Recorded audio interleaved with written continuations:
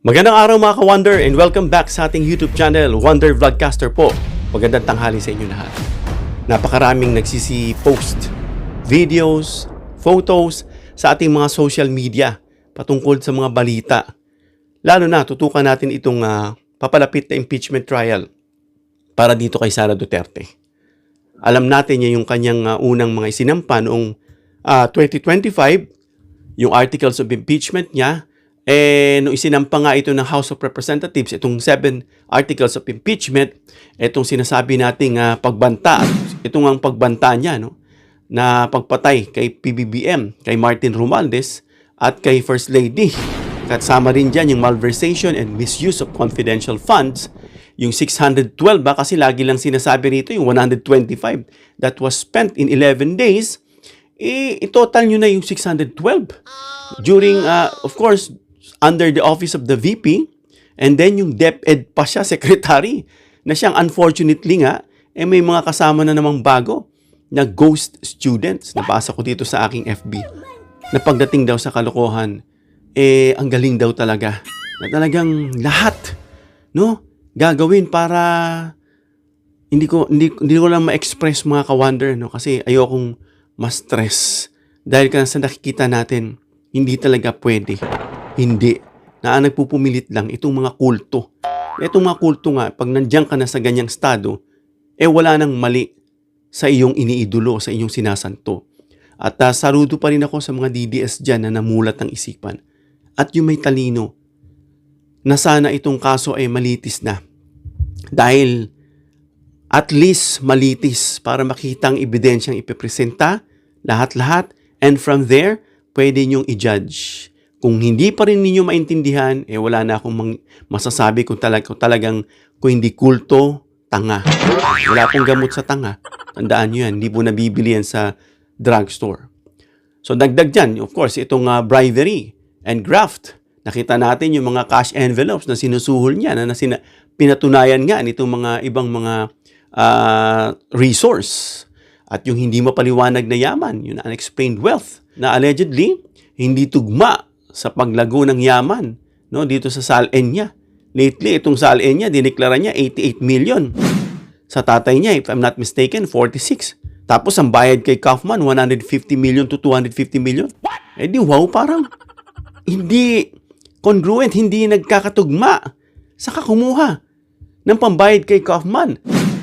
And then, meron pa tayo naririnig na itong bahay na pinapakita lagi dyan, social media, itong mga didilis, na ito rin yung bahay ni Digong, mahirap daw, dagdag pa nitong isang laos na singer, kung magnanakaw daw, masama raw si Digong, bakit daw yung bahay niya ganito?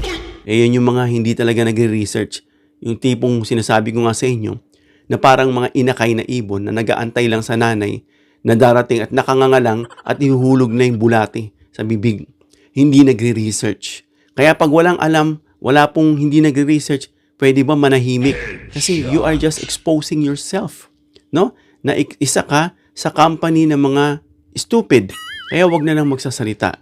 Dagdag din itong extrajudicial or EJK dyan sa Davao Death Squad, na ang pagkakaalam natin, ayon sa mga naririnig din natin sa mga resource, sa mga balita, sa mga postings, na si Sara itong author ng tokhang, no? During her time as the mayor pa lang, while President Duterte, her father, was the president. At sangkot siya dyan. At unfortunately nga, ayon kay Sentry, na yung probability, based dun sa mataas na standard ng ICC, ay mukhang hindi mapapasama si Sara dito sa sinasabing ICC na maaresto. Pero who knows, baka ma-consider yan. Kasi nga dito sa malakas na involvement niya, na author ng tokhang at nangyari dyan sa Davao while she was the mayor. Ano pa? Yung inciting niya, inciting to sedition, yung sinasabing naghahasik at kaguluhan at destabilization ng gobyerno while she is in the position as a vice president. And abuse of power. Of course, betrayal of public trust na ginagamit nila kay PBBM na para mapa-impeach daw, na sa tingin ko mauwi na naman sa kangkungan na malabo pa sa sabaw ng pusit, no? So yan ay lahat ay naibasura o na-archive na sabi nga sa pagsampa ng bago, magsampa na lang ng bago. No? At yun pa rin, ayon nga rito sa isang abogado, no, nasabi niya, yun pa rin ang isasampa dahil hindi naman niya naipaliwanag at hindi nalinawan. Kaya dahil dyan, itong Senado ay hindi nakapag-conduct ng hearing para dito sa pag-impeach kay Sara, na they will act as quasi-judicial.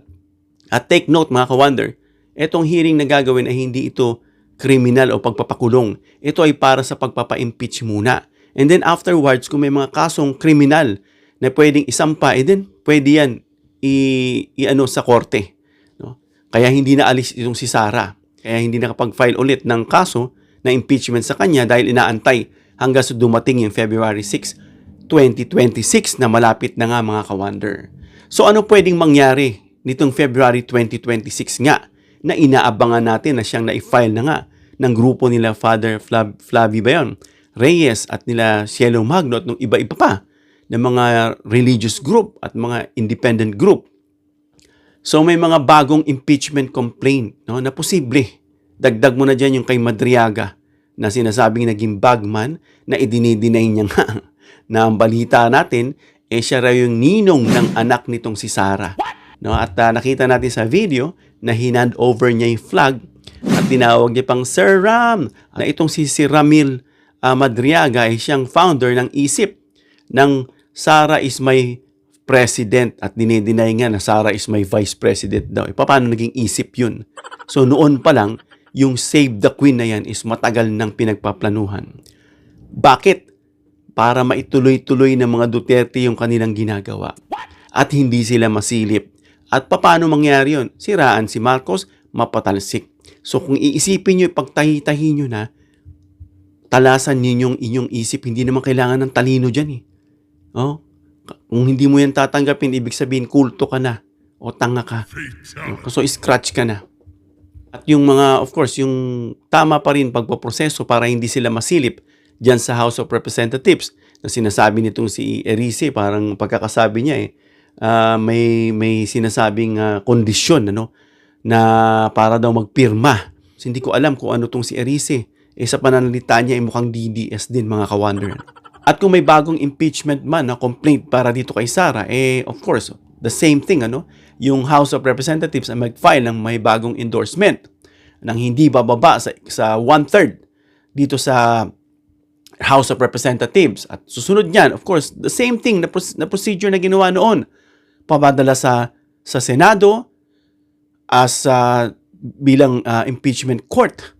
At 2/3 ng Senado na kapag boboto ba sila, guilty or not guilty. At kapag guilty, of course, tatanggalin sa pwesto si Sara, no? At pwede rin siyang magkaroon ng tinatawag na perpetual disqualification.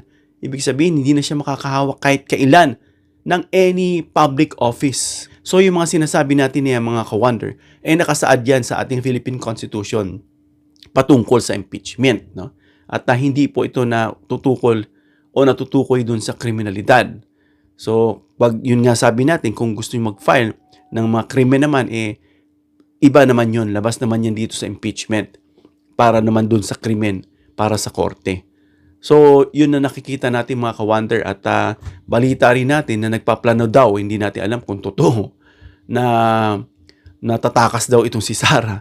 Gaya nitong si Pulong na nagbanggit ng 14, 16 countries na para if ever na maimbestiga na siya, malilito kung saan siya hanapin. At balibalita rin natin na itong si Pulong daw ay napakalaki raw ng bahay niyan. No? Parang daig pa raw yung bahay ng mga hari. Parang exaggeration. Laki daw, ang haba. No? May 51 billion ka ba naman?